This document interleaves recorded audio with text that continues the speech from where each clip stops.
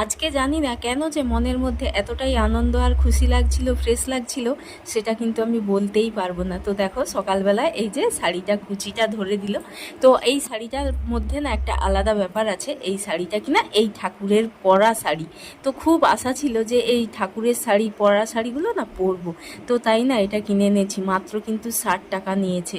তো ভাবা যায় এত কম দামে শাড়ি, তো মোটামুটি খুব খুশি। তো শাড়িটা আজকে প্রথম পরলাম, তারপরে এই যে একটা গুরুত্বপূর্ণ কাজ সারতে বসে পড়েছি।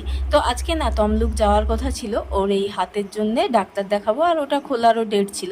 তারপর ফোন করে জিজ্ঞাসা করলাম, তো ডাক্তারবাবু নেই, বেড়াতে গেছে। তো তাই বললো যে বাড়িতেই খুলে নাও। তো প্রথমে কিন্তু আমরা খুব ভয় পাচ্ছিলাম কিভাবে খুলবো। তারপরে এই যে অনেক চেষ্টার পর কিন্তু খুলে ফেলেছি। অনেক দিন পর কিন্তু হাতটা দেখো কেমন একটা হয়ে গেছে। তো এখনও ফোলা রয়েছে। তো যাই হোক, দেখা যাক কি হয়। তো চলো আজকের মতো ভিডিও এই পর্যন্ত। টাটা সবাইকে।